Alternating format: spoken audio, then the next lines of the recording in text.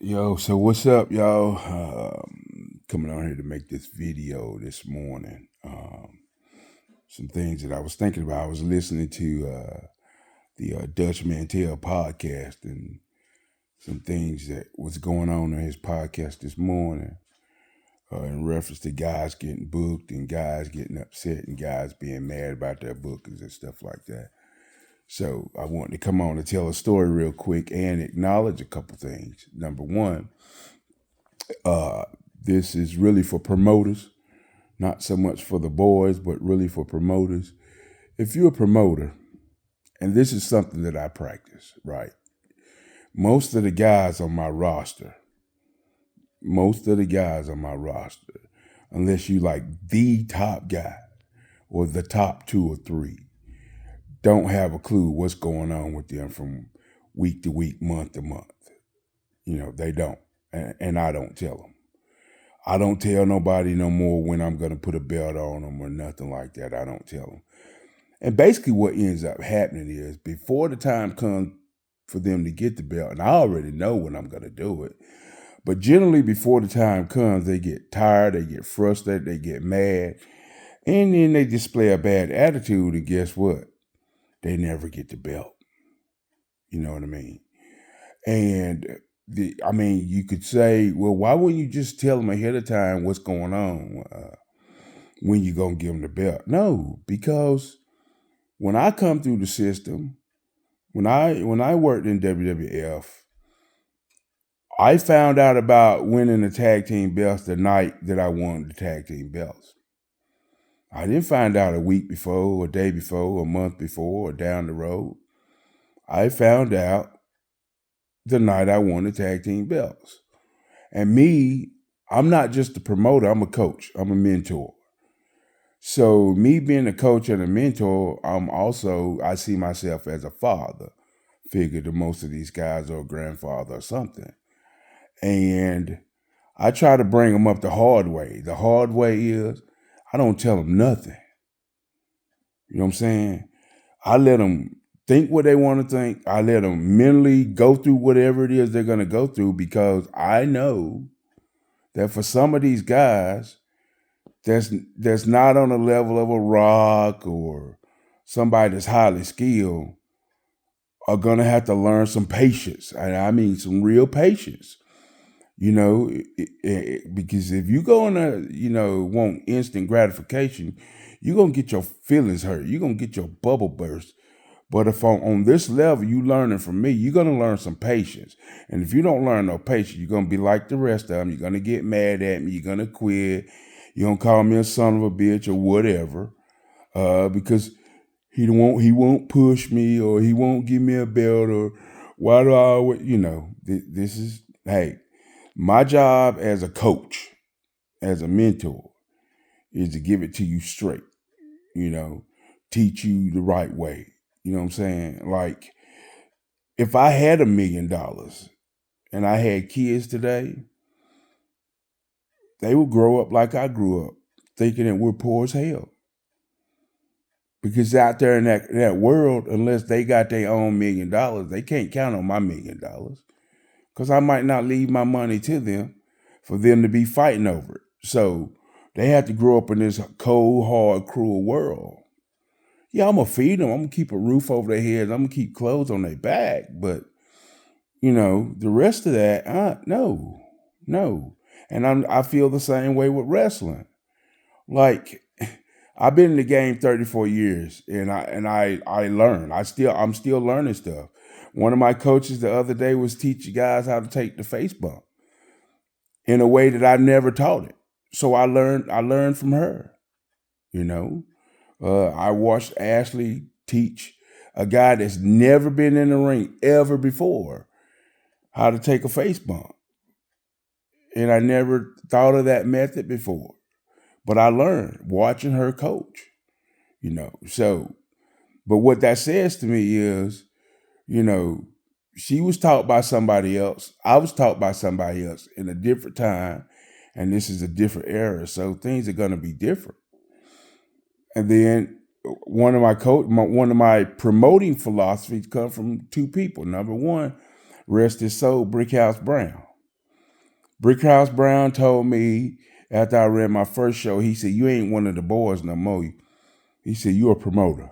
That means you're on the shit list. That means no matter what you do, no matter what you say, you're never going to be right. And somebody's always going to be mad and hate you, no matter what. He told me that. He said, you're on the shit list now, homie. And the second person, which he probably don't know that I learned this from him, but I'm going to say it. And it's not like we're best friends, buddies, or anything like that. But his name is Greg Anthony. And for those of y'all that don't know him, he goes by the name The Golden Boy. Greg Anthony, he runs Mid-South Wrestling in Dyersburg, Tennessee. I've known Greg for, over 20 years now, So, and I like this guy. I've always liked him. I'm not going to say we've never had issues, but I've always liked this guy. But I learned from him. And what I learned from him was we had a little falling out, nothing big, just we had a conversation about wrestling something. And one of the things that he said to me was, man, what he didn't like was, you make this promise, you say we're going to do TV, we're going to do this, that, and the other, right? And then it don't happen. And then that pisses people off. Because it's like, you know what I mean? You make these promises. And that's why I don't tell guys no more, hey, you're going to get this belt, this, that, and the other. Because a prime example, we got some storylines going on right now in the OIWA and Sword Championship Wrestling, and some ideas for Fight Back Wrestling in Germany and Contract Pro Wrestling in Bedlington, England. And things happen. Our European champion's been wrestling with a broken neck for a minute. We didn't know, but he's kind of day to day. So what are we going to do with that belt? We already had plans for it, but that's up in the air, right? So we already told somebody they're supposed to get it, but is he going to be able to come back and wrestle and defend it? Or are we going to have to do a tournament? So things change, things happen. So this is why I don't promise guys stuff, because things change. You know what I mean? And if you one of these young cats that don't have no patience and you act like an asshole, I'm not giving you nothing. Even if I told you I was going to give you something, I'm not going to give you nothing. You're not going to treat me like, crap, and then I turn around and reward bad behavior. I don't do it with my kids. I'm not going to do it with nobody in the professional wrestling business. You know what I mean? And that's what's wrong with the professional wrestling business, in my opinion, is too many people want instant gratification. You know what I'm saying? And also, this is a big thing too. It doesn't matter how good you are. It doesn't matter if you Matt Cardona or Jerry Lynn or Jonathan Gresham or Daniel Bryan, or it doesn't matter how good you are, how great you are. At some point in your career, you're going to have to retire. You're going to have to give this game up. And if you ain't smart enough to save your money or whatever, you know what I'm saying? And I'm just using them guys as examples. I respect them all, their talent and everything. So it's not a knock on them. I'm just saying that even the greats like those guys at some point have to call it quits for whatever reason. For whatever reason.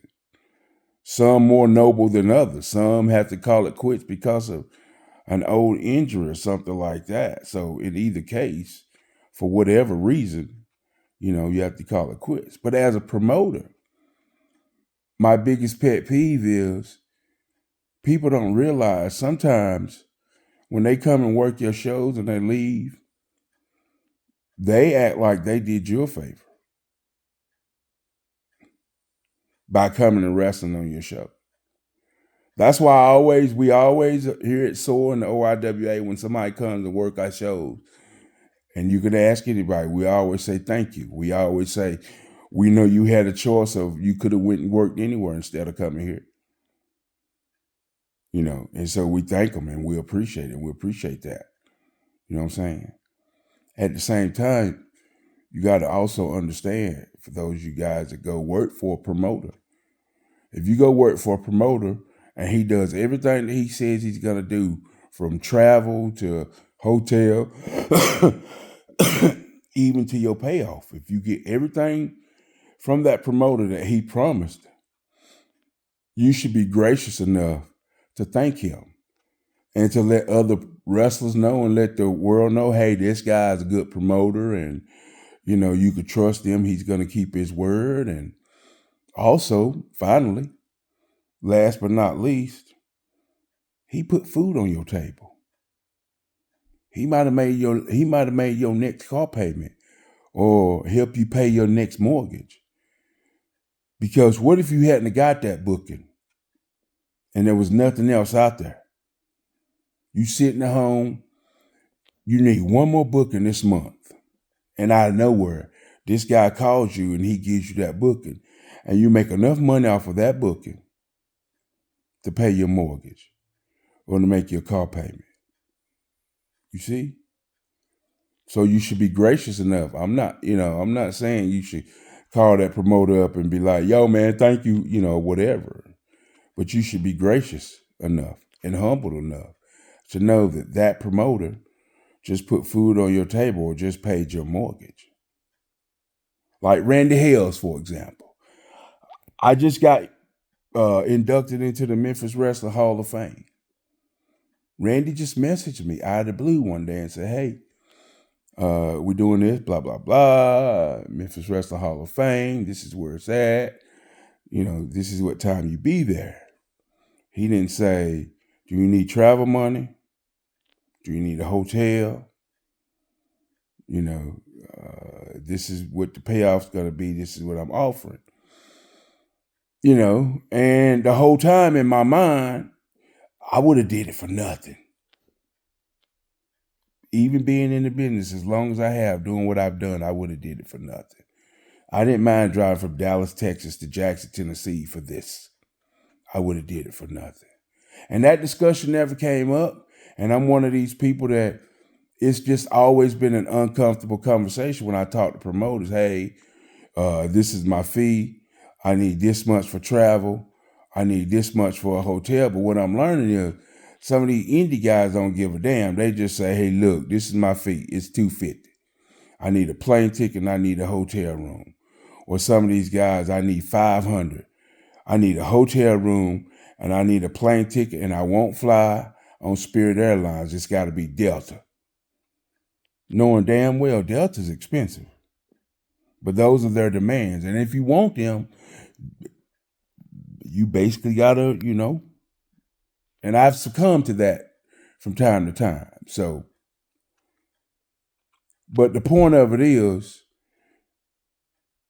I went and did the Hall of Fame thing, and I'm sitting there and I'm watching everybody get these envelopes and counting money.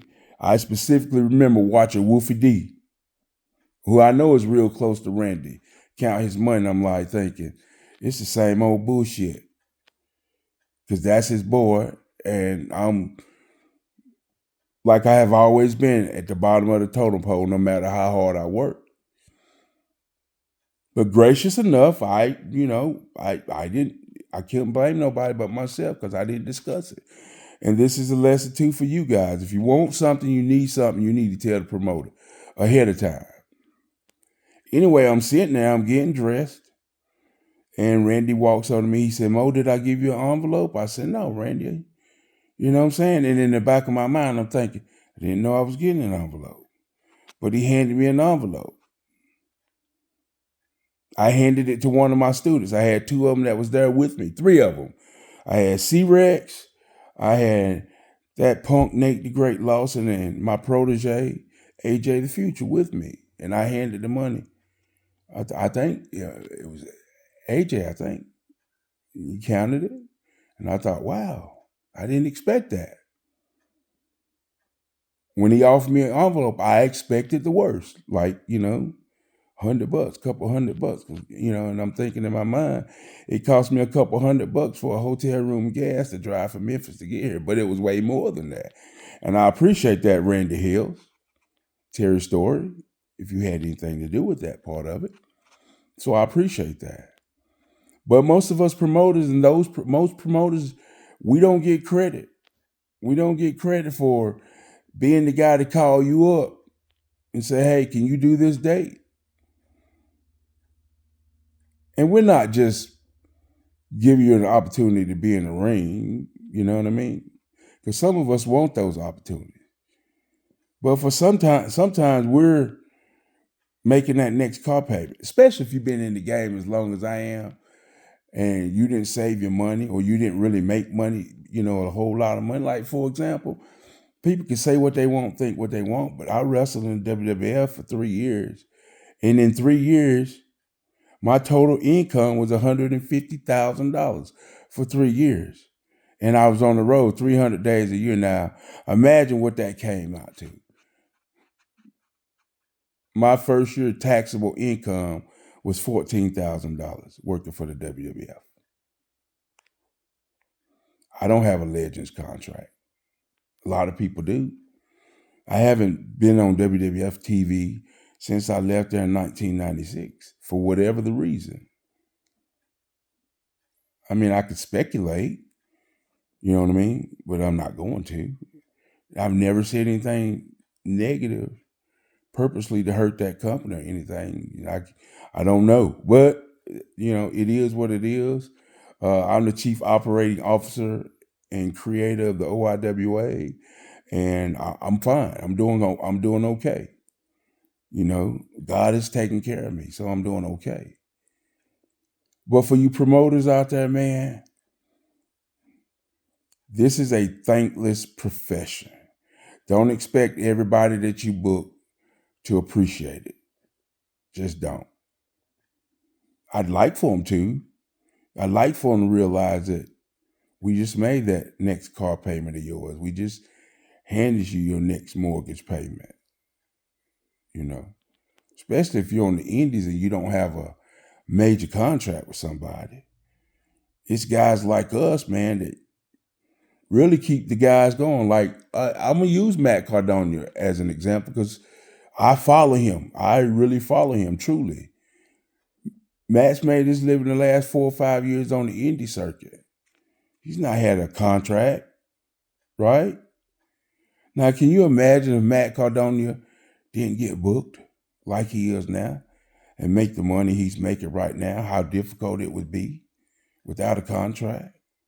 Unless he saved his money from when he was in WWE. You know what I mean? I'm just using him as an example. This is nothing negative towards Matt. I'm just saying, us indie promoters out here, we feed a lot of people. We pay a lot of bills. We pay a lot of mortgages and a lot of car payments, and we put a lot of food on people's tables.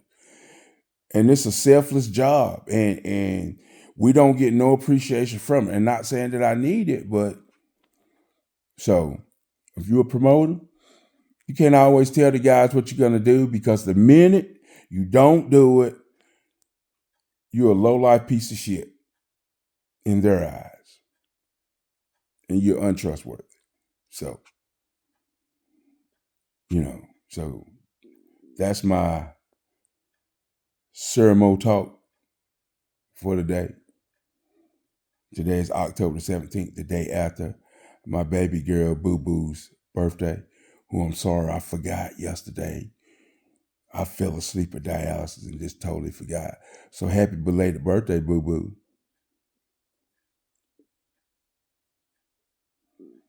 Until next time, guys, promoters, be you.